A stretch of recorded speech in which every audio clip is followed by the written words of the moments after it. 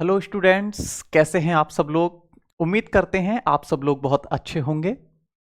हमने अपनी last class में संविधान का निर्माण पूरा कर लिया था। जितने भी चीजें हमने संविधान के निर्माण में पढ़ी, अब हम देखेंगे कि उनसे जिस जिस तरह के क्वेश्चंस प्रीवियस ईयर में पूछे गए हैं, हम उन क्वेश्चंस को कर पाते हैं या नहीं कर पाते हैं। हमने जो भी पढ़ा वो कितना उपयोगी है, ये सब बातें हम लोग जानने का प्रयास करेंगे। क्वेश्चंस के माध्यम से हम यह भी प्रयास करेंगे कि जितनी भी चीजें मैंने आपको अब तक पढ़ाई वो सारी ही चीजें आपकी दोबारा से रिवाइज हो जाएं। ठीक, तो अब हम शुरू करते हैं। हमारा फर्स्ट क्वेश्चन है, निम्नलिखित में से संविधान सभा की संघ संविधान समिति क्या है? संघ संविधान समिति। आपको ध्यान होगा, जब मैंने आपको चैप्टर पढ़ाया था, चैप्टर में मैंने आपको बताया था कि बहुत सी समितियों का गठन किया गया था संविधान के निर्माण के लिए, जिसमें कुछ बड़ी समितियां थी और कुछ छोटी समितियां थी। अगर आपने क्लास पढ़ी हो तो आपको ध्यान आएगा कि यह संघीय संविधान समिति जो है, यह बड़ी समिति है। यह कैसी समिति है? बड़ी समिति। मैंने आपको लगभग 8 समितियां पढ़ाई थी बड़ी, जिसमें मैंने पहली समिति आपको पढ़ाई थी संघ शक्ति समिति।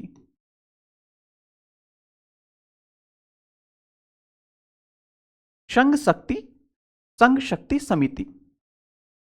दूसरी समिति मैंने आपको पढ़ाई थी संघीय संविधान समिति।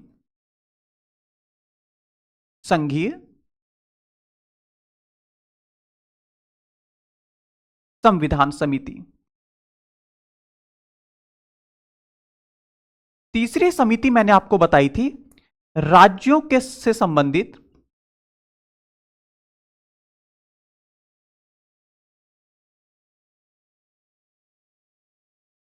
समिति। ठीक, इन तीनों समितियों के मैंने आपको अध्यक्ष बताए थे। संघ शक्ति समिति, संघीय संविधान समिति और राज्यों से संबंधित समिति के अध्यक्ष थे जवाहरलाल नेहरू। कौन थे?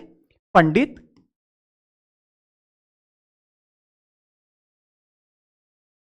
जवाहरलाल नेहरू। इसी के बाद मैंने आपको कुछ और समितियां पढ़ाई थी, जिसमें जिस तरह से यह संघीय संविधान समिति है, वहां पर प्रांतीय संविधान समिति भी मैंने आपको पढ़ाई थी। कौन सी समिति? प्रांतीय संविधान समिति।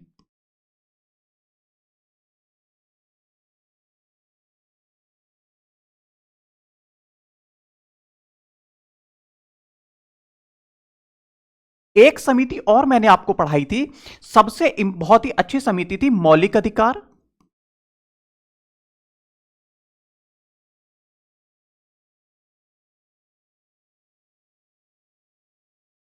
अल्पसंख्यक,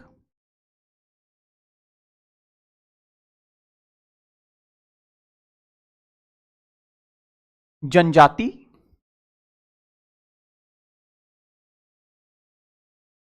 तथा बहिष्कृत क्षेत्रों से संबंधित।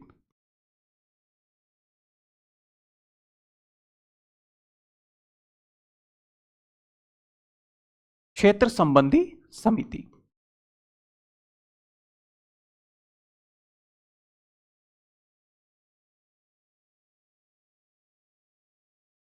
ठीक है, इन दोनों समितियों के मैंने आपको अध्यक्ष बताए थे। इन दोनों समितियों के अध्यक्ष थे सरदार वल्लभ भाई पटेल।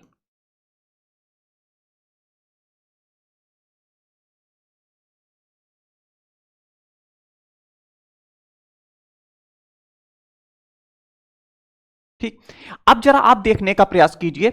इसके बाद और भी समितियां थी, लेकिन इन दोनों समितियों में आप देखिए हमसे कौन सी समिति पूछी है? हमसे पूछी है संघ संविधान समिति, यानी कि संघीय संविधान समिति। और इस समिति के अध्यक्ष कौन है? जवाहरलाल नेहरू। हमारा आंसर क्या हो जाएगा? जवाहरलाल नेहरू। यह हमारा राइट आंसर हो जाएगा। आप एक बात समझने का प्रयास कीजिए, अगर जीएस में अगर आपको क्वेश्चन का आंसर पता है, 1 सेकंड में आंसर लगा के कितनी देर में? जितनी देर में आप अपने एग्जाम में कंप्यूटर में क्लिक करें और नेक्स्ट पे क्लिक कर दें, पर इतनी देर में आप आगे बढ़ जाएंगे। तो सबसे बढ़िया बात यह है कि जीएस जो सब्जेक्ट है, यह टाइम सेविंग सब्जेक्ट है।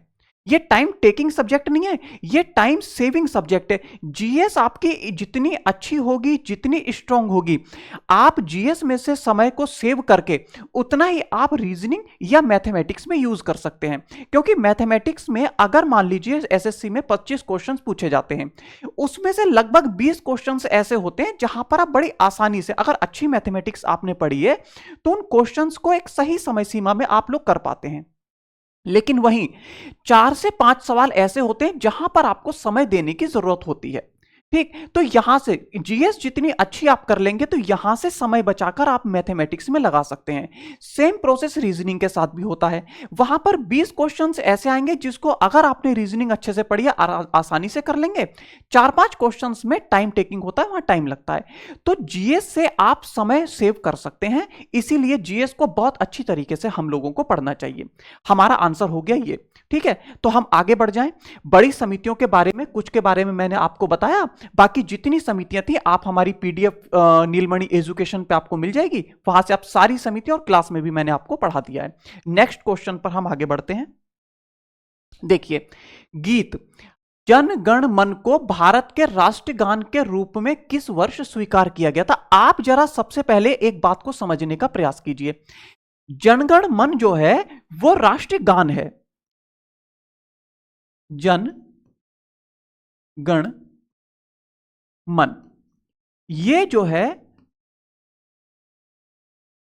राष्ट्रगान है। और वंदे मातरम,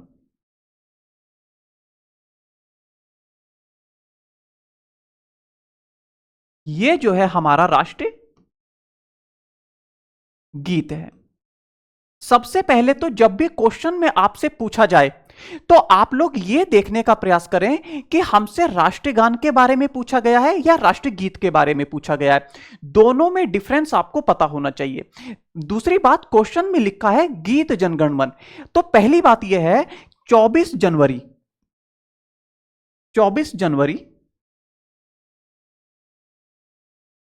1950 को जनगण मन को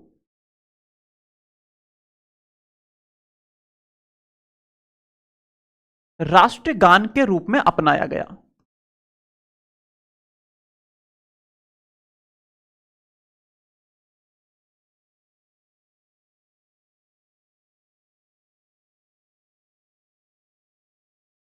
ठीक है, जरा आप समझने का प्रयास कीजिए। जब हमारे जनगण मन को 24 जनवरी 1950 को राष्ट्रगान के रूप में अपना लिया गया, तब से इसको राष्ट्रगान कहा जाने लगा। लेकिन जब तक संविधान सभा ने इसको राष्ट्रगान के रूप में नहीं अपनाया था, तब तक इसको गीत कहा जाता था। जनगण मन को जो है 24 जनवरी 1950 से पहले तक क्या कहा जाता था? राष्ट्रगीत। लेकिन अब इसको क्या कहा जाता है? राष्ट्रगान। 24 जनवरी 1950 को जनगण मन को राष्ट्रगान के रूप में अपनाया गया था। और आप ध्यान कीजिए, 24 जनवरी 1950 को ही वंदे मातरम को राष्ट्रगीत को अपनाया था। राष्ट्रगीत को अपनाया था किसने? संविधान सभा ने। राष्ट्रीय गीत को कब अपनाया गया था संविधान सभा के द्वारा? 24 जनवरी 1950 को। और 24 जनवरी 1950 को ही भारत के प्रथम राष्ट्रपति के रूप में डॉक्टर राजेंद्र प्रसाद को चयनित किया गया था। किन्हें? डॉक्टर राजेंद्र प्रसाद को।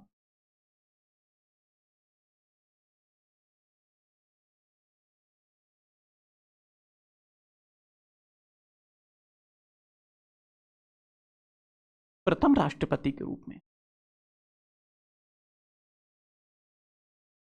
एक बात और समझिए, संविधान सभा की पहली बैठक जो हुई थी वो 9 दिसंबर 1946 को हुई थी।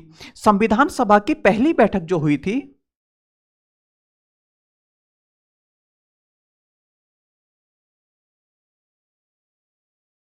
9 दिसंबर 1946 को हुई थी।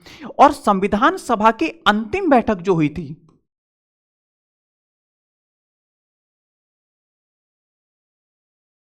वो 24 जनवरी 1950 को हुई थी।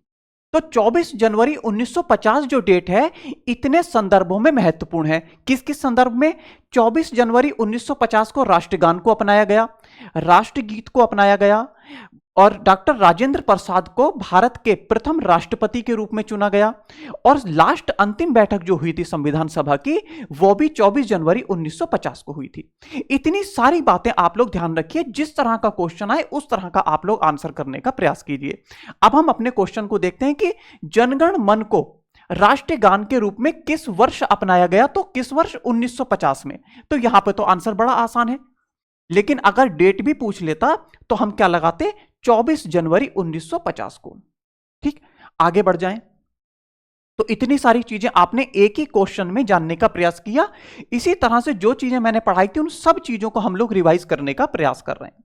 देखिए, भारत के अंतिम अंग्रेज वायसराय कौन थे? याद कीजिए, मैंने आपको बताया था माउंटबेटन। माउंटबेटन जो वायसराय थे उन्होंने 3 जून योजना पेश करी थी, 3 जून 1946 को लॉर्ड माउंटबेटन के द्वारा।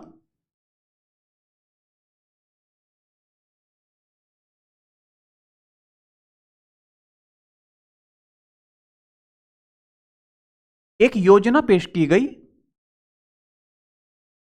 3 जून 1946 को, और इस योजना को 3 जून योजना भी कहा गया।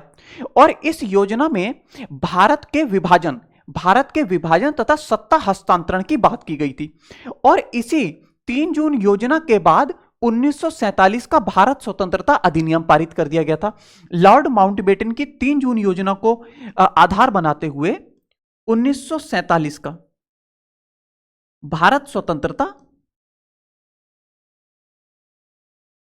3 जून 1947 को 3 जून 1947 को 3 जून योजना पेश की गई थी और 1947 का भारत स्वतंत्रता अधिनियम पारित कर दिया गया था।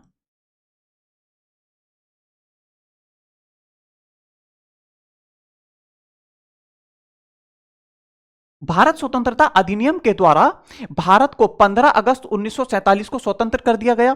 तो और इसी अधिनियम के द्वारा वायसराय के पद को समाप्त कर दिया गया। वायसराय का पद जो है वो समाप्त कर दिया गया था।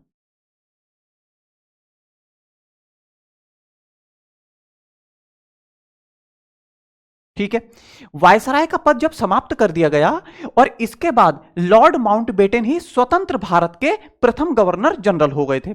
हमसे क्या पूछा है क्वेश्चन में? अंतिम अंग्रेज वायसराय कौन थे? तो अंतिम अंग्रेज वायसराय जो थे वो लॉर्ड माउंटबेटन थे। इससे आगे और बढ़ जाइए आप। जब 15 अगस्त 1947 को भारत स्वतंत्र हो गया तो भारत के गवर्नर जनरल तो माउंटबेटन ही रहे। माउंटबेटन ही भारत के गवर्नर जनरल रहे। लेकिन जब भारत को विभाजित करके पाकिस्तान और भारत नामक 2 डोमिनियन राज्यों का उदय कर दिया गया तो पाकिस्तान के गवर्नर जनरल जो बने वो मोहम्मद अली जिन्ना बन गए थे। ठीक है, अब ये जो माउंटबेटन है ये जून 1948 तक भारत के गवर्नर जनरल रहे। कौन? Lord Mountbatten. और जून 1948 के बाद भारत के प्रथम भारतीय गवर्नर जनरल बने चक्रवर्ती राजगोपालाचारी। प्रथम भारतीय गवर्नर जनरल, स्वतंत्रता के बाद प्रथम भारतीय गवर्नर जनरल।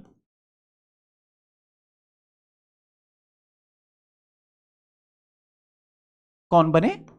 चक्रवर्ती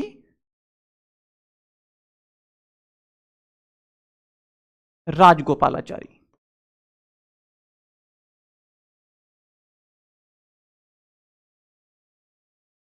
ठीक, और ये चक्रवर्ती राजगोपालाचारी जो थे वो 24 जनवरी 1950 को, जिस समय डॉक्टर राजेंद्र प्रसाद को भारत का प्रथम राष्ट्रपति चुना गया, तब तक ये गवर्नर जनरल रहे। तो इतनी बातें आपने समझी कि भारत के अंतिम अंग्रेज वायसराय कौन थे? तो लॉर्ड माउंटबेटन थे।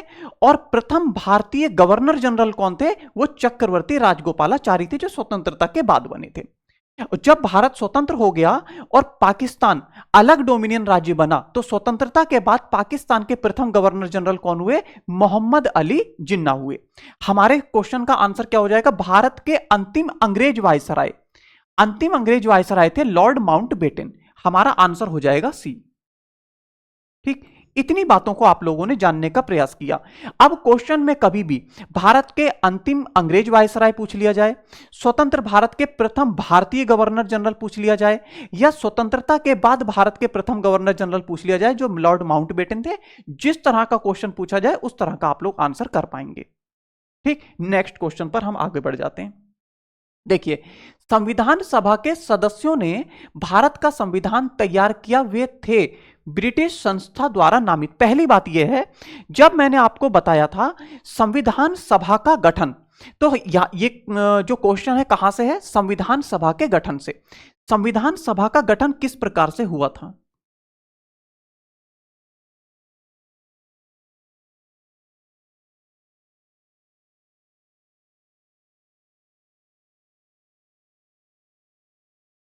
संविधान सभा का गठन, तो संविधान सभा का गठन किसके आधार पर किया गया था?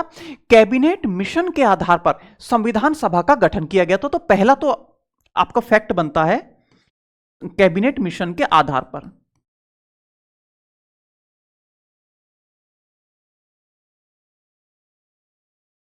कैबिनेट मिशन के आधार पर भारत में संविधान सभा का गठन किया गया था, जिसमें कितने सदस्य होने थे? जिसमें 389 सदस्य होने थे।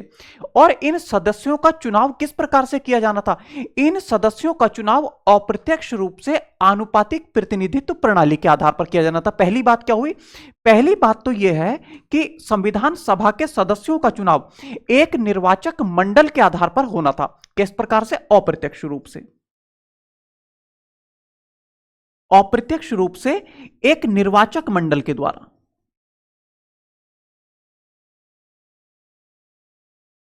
और निर्वाचक मंडल में सदस्य कौन होंगे? प्रांतीय विधानसभाओं के सदस्य होंगे। प्रांतीय विधानसभाओं के सदस्य। ठीक है, इस निर्वाचक मंडल के द्वारा संविधान सभा के सदस्यों का चुनाव किया जाना था। दूसरी बात यह है, आनुपातिक प्रतिनिधित्व प्रणाली का मतलब क्या था? कि प्रत्येक 10 लाख की जनसंख्या पर एक सदस्य का चुनाव संविधान सभा में होना था। कितने पर? प्रत्येक 10 लाख की जनसंख्या पर।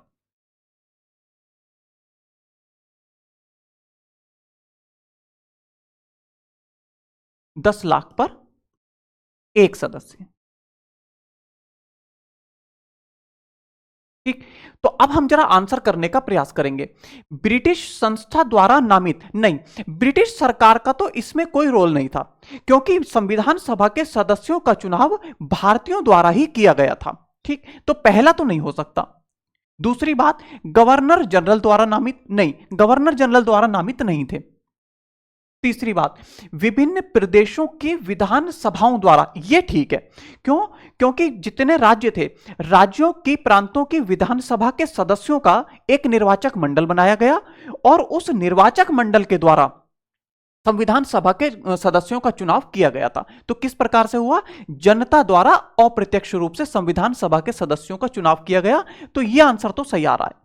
अब हम डी ऑप्शन को देखेंगे, भारतीय राष्ट्रीय कांग्रेस तथा मुस्लिम लीग से चयनित, नहीं, चयनित नहीं, ये भारतीय राष्ट्रीय कांग्रेस और मुस्लिम लीग से चयनित नहीं थे, ये प्रांतीय विधानसभा के सदस्यों द्वारा चयनित थे। ठीक, तो ये वाला भी हमारा ऑप्शन नहीं होगा। दूसरी बात, संविधान सभा में जब प्रांतों से जो सदस्यों का चुनाव हुआ वो तो प्रांतीय विधानसभा के सदस्यों द्वारा किया गया, लेकिन रियासतों के जो सदस्य थे उन सदस्यों को मनोनीत किया गया। किनके द्वारा? रियासत के प्रमुखों द्वारा। रियासत के प्रमुखों द्वारा।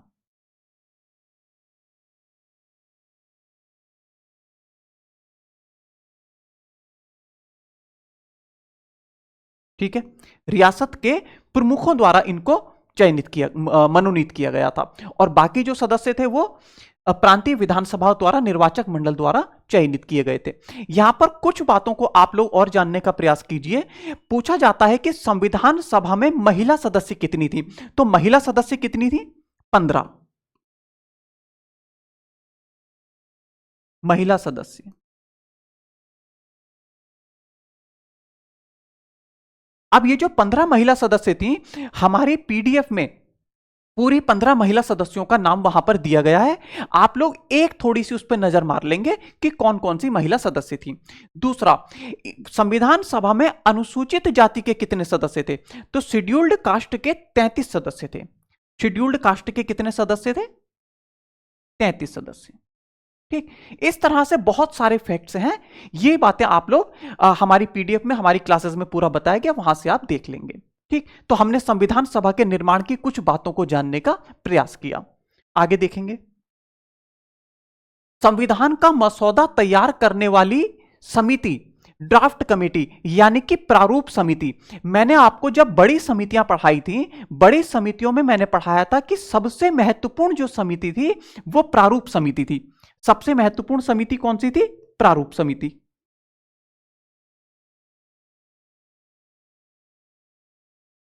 और मैंने बताया था प्रारूप समिति के अध्यक्ष कौन थे? डॉक्टर भीमराव अंबेडकर।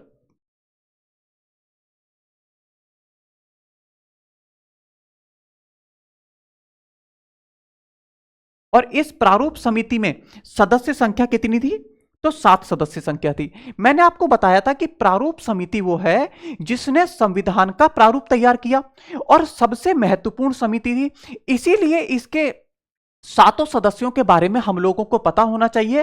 और पेपर में कई बार क्वेश्चंस पूछ लिए जाते हैं कि कौन कौन से सदस्य थे या कौन कौन से सदस्य नहीं थे। तो इनको मैंने बताया तो है, लेकिन फिर से मैं आपको इनके नाम बताने का प्रयास करता हूं। तो पहले सदस्य थे हुए डॉक्टर भीमराव अंबेडकर। दूसरे सदस्य जो थे वो थे के एम मुंशी। के एम मुंशी। तीसरे सदस्य थे कृष्ण स्वामी अय्यर। चौथे सदस्य थे गोपाल स्वामी अयंगर। पांचवें सदस्य थे गोपाल स्वामी मोहम्मद सैयद सादुल्ला। मोहम्मद सैयद सादुल्ला। अगले सदस्य थे टी कृष्णामाचारी।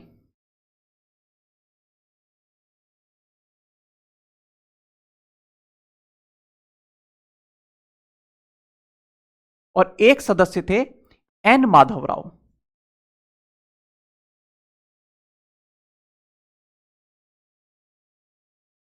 आपको और कुछ बातें अगर याद आ रही हो तो मैंने आपको बताया था एक सदस्य थे डीपी खेतान, लेकिन डीपी खेतान की मृत्यु के बाद उनका स्थान लिया था टी कृष्णामाचारी ने। किस कारण से? डीपी खेतान की मृत्यु। डीपी खेतान की मृत्यु हो जाने के कारण इनका स्थान ले लिया था टी कृष्णामाचारी। यानी कि कह सकते हैं कि संविधान सभा की प्रारूप समिति में टी कृष्णामाचारी से पहले सदस्य कौन थे? डीपी खेतान। इसी प्रकार से एन माधवराव जो थे, इन्होंने भी स्थान लिया था किसका? बीएल मित्र का। बीएल मित्र ने स्वास्थ्य कारणों से त्यागपत्र दे दिया प्रारूप समिति से और उनका स्थान लिया एन माधवराव ने। बीएल मित्र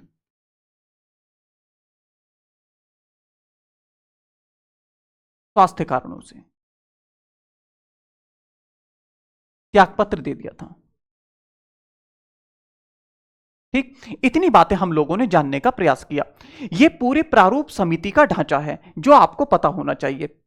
अच्छा, प्रारूप समिति का गठन कब किया गया था? तो इसकी डेट भी बहुत इंपॉर्टेंट है। प्रारूप समिति का गठन किया गया था 29 अगस्त 1947 को। कब कब किया गया था प्रारूप समिति का अध्यक्ष? 29 अगस्त 1947 को। ठीक, तो ये बात आप लोग, ये डेट आप ध्यान रखेंगे। 29 अगस्त 1947 को प्रारूप समिति का गठन किया गया था। अब हम आंसर करने का प्रयास करेंगे। संविधान सभा का मसौदा तैयार करने वाली ड्राफ्ट कमेटी के अध्यक्ष कौन थे? तो अध्यक्ष थे डॉक्टर भीमराव अंबेडकर। यह हमारा आंसर हो जाएगा। ठीक, अगर पता है तो बड़ी एकदम 1 सेकंड में आंसर करके आप लोग आगे बढ़ जाएंगे। हम नेक्स्ट क्वेश्चन पर आते हैं। संविधान प्रारूप समिति में अध्यक्ष को मिलाकर सदस्य थे, कितने सदस्य थे? अभी अभी बताया मैंने, प्रारूप समिति में कुल 7 सदस्य थे। अध्यक्ष डॉक्टर भीमराव अंबेडकर को मिलाकर कुल 7 सदस्य थे, और हमारा आंसर हो जाएगा ए। अब इसका एक्सप्लेनेशन तो पहले किया है, अभी हम आगे बढ़ जाते हैं नेक्स्ट पर। संविधान की प्रारूप समिति के समक्ष प्रस्तावना को किसने प्रस्तावित किया था? देखो, प्रस्तावना लाए थे जवाहरलाल नेहरू। प्रस्तावना किसने प्रस्तावित की थी? जवाहरलाल नेहरू ने।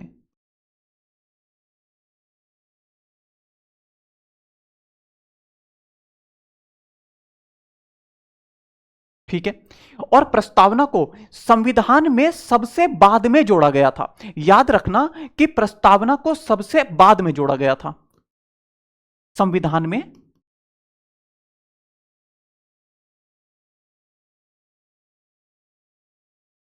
सबसे बाद में जोड़ा गया था।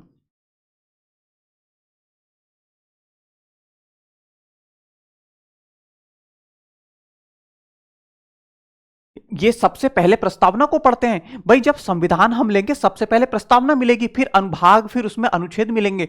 लेकिन जब संविधान का निर्माण हुआ तो इसको सबसे बाद में जोड़ा गया था, प्रस्तावना को। ठीक है, नेक्स्ट क्वेश्चन पर हम आगे बढ़ जाएं। आंसर क्या हो जाएगा इसका? जवाहरलाल नेहरू। आंसर हो जाएगा डी। देखिए, संविधान सभा की प्रांतीय संविधान समिति के अध्यक्ष, फर्स्ट क्वेश्चन जब मैंने आपको कराया जिसमें बड़ी समितियों के बारे में बताया, वहां पर मैंने आपको बताया था एक थी प्रांतीय संविधान समिति, प्रांतीय संविधान समिति,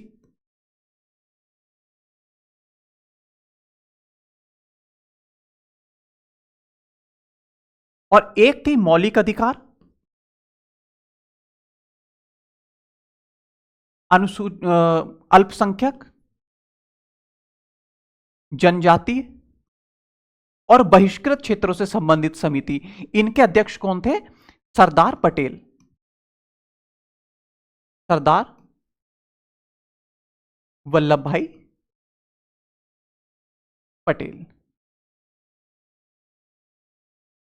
हमारा आंसर क्या हो जाएगा? सरदार पटेल।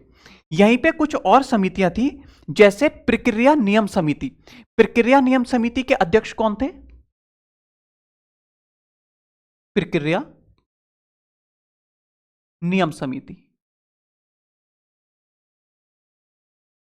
और एक समिति थी संचालन समिति।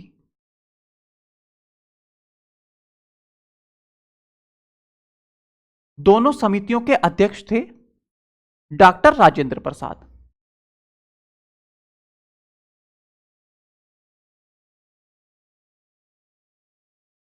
तो मैंने जितनी भी बड़ी समितियां थी उन सभी समितियों के नाम और उनके अध्यक्ष आपको बताने का प्रयास किया। अब क्वेश्चन आपका कोई भी एग्जाम में अगर समितियों से और उनके अध्यक्ष से पूछ लिया जाए तो वहां पर क्वेश्चन गलत नहीं होना चाहिए। आउट तो होने का सवाल ही नहीं है, क्योंकि समितियां आपने पढ़ी है, यहां से सवाल आता है आपको इतना याद आएगा कि हां समितियां हमने पढ़ी है, लेकिन गलत ना हो, यह आपकी जिम्मेदारी अब बनती है। ठीक है, नेक्स्ट क्वेश्चन पर आ जाते हैं हम। देखिए, निम्नलिखित घटनाओं पर विचार कीजिए और इन्हें सही कालानुक्रम में व्यवस्थित कीजिए। ठीक है, देखो, प्रारूप समिति का गठन मैंने अभी आपको बताया। प्रारूप समिति का गठन कब किया गया था? 29 अगस्त 1947 को प्रारूप समिति का गठन किया गया था। ठीक, तो प्रारूप समिति का गठन कब किया गया? 29 अगस्त 1947 को।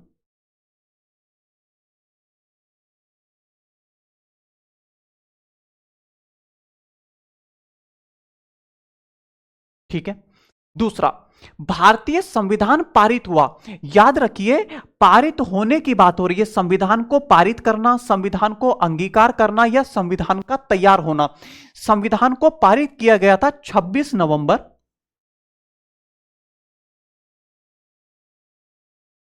1949 को। संविधान को लागू किया गया, देखो, संविधान की अंतिम बैठक हुई 24 जनवरी 1950 को और 26 जनवरी 1950 को संविधान को लागू कर दिया गया था। इसकी डेट क्या हो जाएगी? 26 जनवरी 1950 को। दूसरा, संविधान सभा की पहली बैठक। संविधान सभा की पहली बैठक हुई थी 9 दिसंबर 1946 को। ठीक है, तो सबसे पुरानी डेट कौन सी है?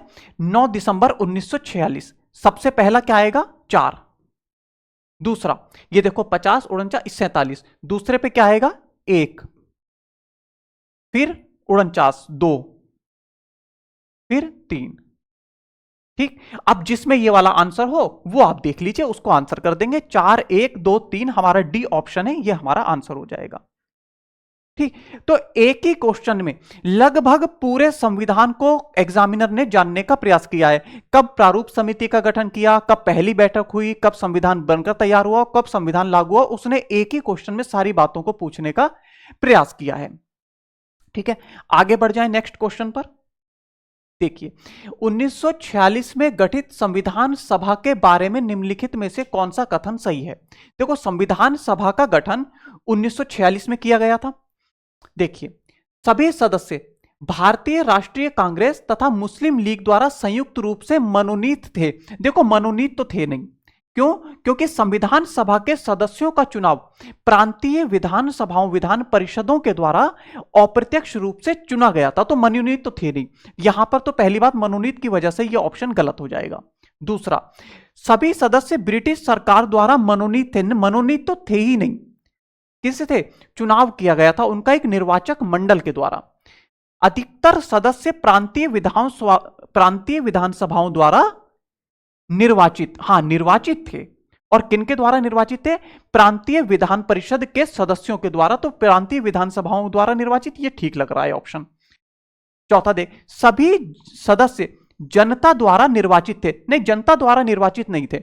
जवाहरलाल नेहरू ने 1938 में कहा था कि संविधान सभा का निर्माण उन सदस्यों के द्वारा किया जाना चाहिए जो जनता द्वारा वयस्क मताधिकार पर चुने गए हों।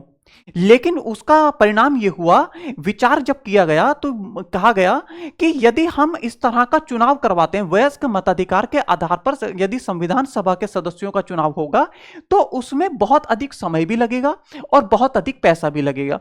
तो उसका विकल्प खोजा गया कि जो प्रांतीय विधानसभा के सदस्य हैं वो जनता के ही प्रतिनिधि हैं, उनके द्वारा संविधान सभा के सदस्यों का चुनाव हो जाना चाहिए, संविधान सभा का गठन हो जाना चाहिए और फिर उससे संविधान के निर्माण की हम प्रक्रिया को आगे बढ़ा सकते हैं। ठीक, तो हमारा आंसर क्या हो जाएगा? आंसर हो जाएगा सी, ये हमारा राइट आंसर होगा। देखिए, भारत की संविधान सभा की अंतिम बैठक की सही तारीख याद कीजिए, मैंने आपको बताया था 24 जनवरी 1950। 24 जनवरी 1950 को संविधान सभा की अंतिम बैठक हुई थी। राष्ट्रगान को अपनाया गया था। अंतिम बैठक, राष्ट्रगान को अपनाया गया, राष्ट्रगीत को अपनाया गया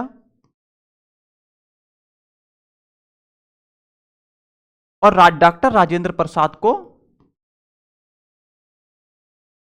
प्रथम राष्ट्रपति चुना गया। ठीक है, तो इतनी 24 जनवरी 1950 की इतनी महत्वपूर्ण घटनाएं हैं, ये सारी घटनाएं आप लोगों को पता होनी चाहिए। ठीक, तो नेक्स्ट क्वेश्चन पर हम लोग आगे बढ़ जाएं। देखिए, वर्ष 1946 में संविधान बनाने के क्रम में संविधान सभा का सलाहकार किसे नियुक्त किया गया था? संविधान सभा के सलाहकार कौन थे? बी.एन. राव। इनका पूरा नाम क्या था? बेनेगल नरसिंह राव। तो बी.एन. राव ये हैं, बेनेगल नरसिंह राव।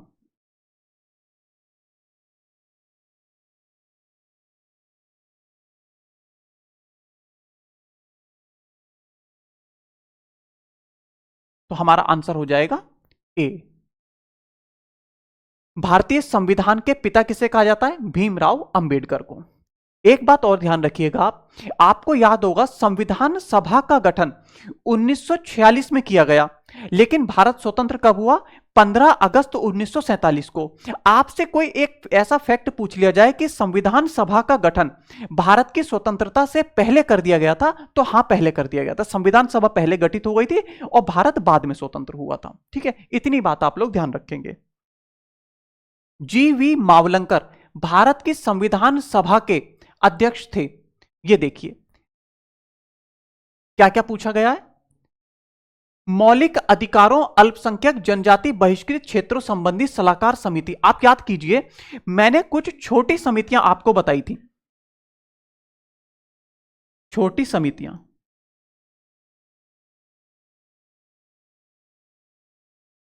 छोटी समितियों में मैंने पहली समिति आपको बताई थी झंडा समिति।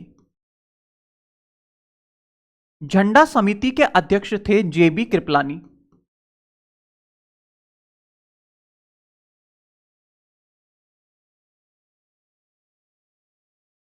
ठीक है।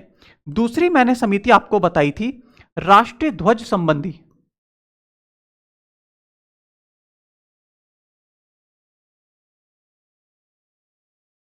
समिति, इस समिति के अध्यक्ष थे जवाहरलाल नेहरू। नहीं, राष्ट्रीय ध्वज संबंधी समिति के अध्यक्ष थे राजेंद्र प्रसाद, डॉक्टर राजेंद्र प्रसाद। तीसरी समिति मैंने आपको बताई थी, तीसरी समिति बताई नहीं थी, लेकिन तीसरी समिति आप पढ़िए, प्रेस दीर्घा समिति। प्रेस दीर्घा समिति। प्रेस दीर्घा समिति के अध्यक्ष थी उषानाथ सेन। एक और समिति थी, छोटी समिति, संविधान के कार्यों संबंधी समिति। संविधान के कार्यों संबंधी समिति।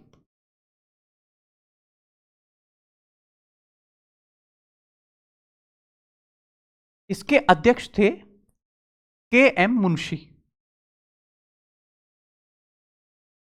ठीक। हमसे पूछा गया है जीवी मावलंकर,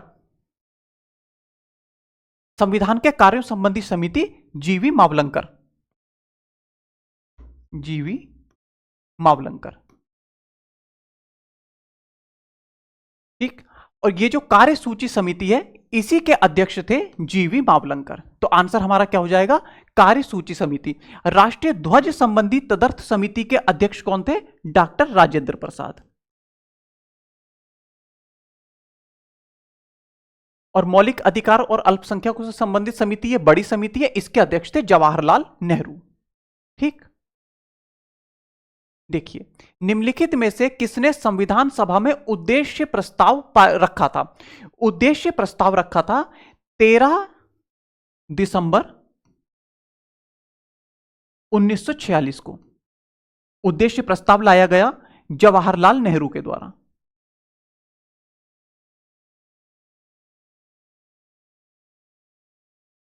और इसको स्वीकार कब किया गया?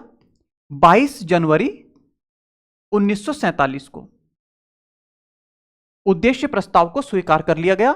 उद्देश्य प्रस्ताव में था कि हमारा संविधान निर्माण का उद्देश्य क्या क्या होगा। मतलब भाई, भारत को संप्रभु हम घोषित करेंगे, भारत में मौलिक अधिकारों को शामिल किया जाएगा, तो ये सब संविधान बनाने के उद्देश्य थे। उद्देश्य प्रस्ताव जवाहरलाल नेहरू के द्वारा लाया गया था। आंसर हो जाएगा हमारा ए। ठीक। तो इस प्रकार से हमारा संविधान निर्माण से संबंधित जो चैप्टर था वो आज कंप्लीट हुआ, जिसमें हमने थ्योरी और बहुत से क्वेश्चंस को करने का हम लोगों ने प्रयास किया। इस प्रकार से हम पूरी जीएस को हम इसी तरह से पढ़ेंगे। पहले हम चैप्टर पढ़ेंगे, फिर उस पर आधारित क्वेश्चंस करेंगे, और क्वेश्चंस के माध्यम से हम पुनः पूरे चैप्टर को रिवाइज करने का प्रयास किया करेंगे। नेक्स्ट क्लास में मैं आपको सोच रहा हूं कि हिस्ट्री हम शुरू करते हैं। मैं पहले आपको हिस्ट्री की एक पूरी सिनोप्सिस तैयार करेंगे, ancient India, medieval India, modern India, फिर उसके बाद पोस्ट इंडिपेंडेंस, वर्ल्ड हिस्ट्री, और इनका किस किस तरह से किस किस एग्जाम में कौन सी हिस्ट्री उपयोगी है, और फिर इसको पढ़ने का हमारा क्या क्रम होना चाहिए, इन सब बातों पर हम लोग चर्चा करने का प्रयास करेंगे। नेक्स्ट क्लास हम लेंगे हिस्ट्री पर, और हिस्ट्री को हम लोग आगे बढ़ाएंगे। यूपीएसआई की एग्जाम डेट आ गई है, तो यूपीएसआई में इस समय एग्जामों की भरमार है। आप पढ़ते रहिए और एग्जाम देते रहिए। धन्यवाद। नेक्स्ट क्लास में मिलते हैं हिस्ट्री के साथ।